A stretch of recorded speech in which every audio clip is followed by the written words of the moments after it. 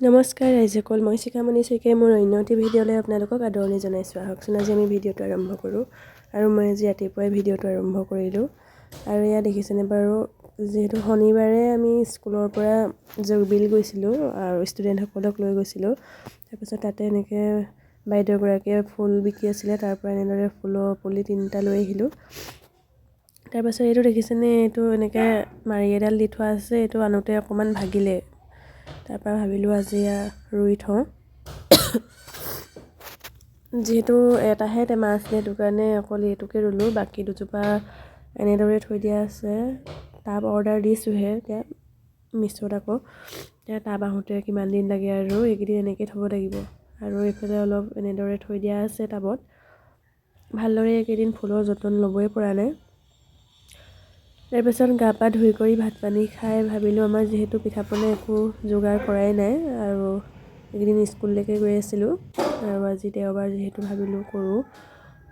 নাৰিকলকে দুটামান এনেদৰে ৰুকি লৈছোঁ, আৰু এইফালে বাতিত অলপ উলিয়াই থোৱা আছে, এয়া মিক্সিত দিম। এয়া মানে ফালোতে এনেদৰে এৰাই গ'ল, সেইটো কাৰণে এনেকৈ ৰুকিবলৈ দিগদাৰ হ'ল কাৰণে মিক্সিতে দি ল'ব লাগিব। তাৰপাছত যিহেতু মোৰ একদম গাটো একেবাৰে ভাল নহয়, সেইকাৰণে অকণমান সময় আকৌ ৰ'দলৈ আহোঁ, আকৌ ভিতৰলৈ যাওঁ, তেনেদৰে মানে কাম কৰি আছোঁ। আৰু আকৌ অকণমান ৰ'দ লওঁ। মোজা চুৱেটাৰ মানে একো এৰুৱাই নাই আৰু গা পা দেই। আৰু এইফালে মই এতিয়া ৰুকি লোৱা নাৰিকলখিনি তেনেদৰে চেনি অলপ মঠি লৈছোঁ। চেনি মঠি পেলানি এতিয়া অকণমান সময় ৰেষ্ট দিম, ডাইৰেক্ট নবনাওঁ।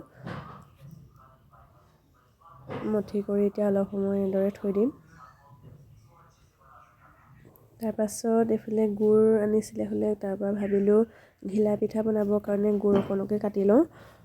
যিহেতু এতিয়া মই অলপ সময় থৈ দিছোঁ, অকণমান দেৰি পাছতহে লস্কৰা বনাম, সেই সময়কণ ভাবিলোঁ গুড় কাটি লওঁ।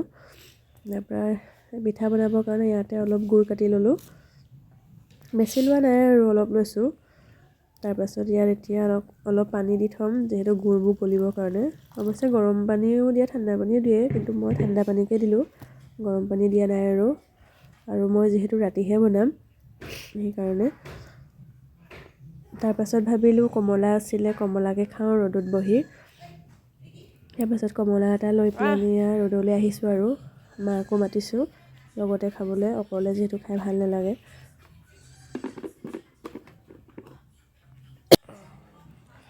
তাৰপাছত মা আৰু দেউতাৰ লগতে এনেদৰে কমলা খাই ল'লোঁ।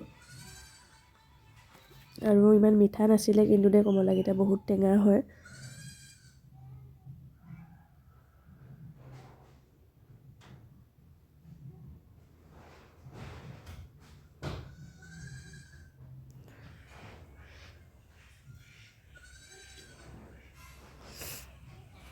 এতিয়া ধুনীয়াকৈ খাই ল'লোঁ। তাৰপাছত কমলা খাই কৰি লস্কৰা বনাই ল'লোঁ। দেখিছেনে বাৰু, মই বনোৱা ভিডিঅ'টো নিদিলোঁ আৰু ডাইৰেক্ট দেখুৱাইছোঁ।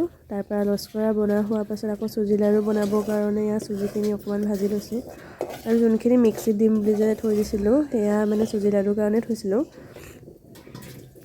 আৰু এইফালে চুজি লাড়ু বনাই হৈ গ'ল। যিহেতু বেছি ভিডিঅ' কৰা নাই, অলপ ভিডিঅ' কৰিছোঁ। তাৰপৰা এইফালে অথনি মই যে ঘিলা পিঠাৰ কাৰণে গুড় কাটিছিলোঁ, এয়া ধৰি দেখিছেনে বাৰু, এয়া বনাব হৈছে আৰু ধুনীয়াকৈ।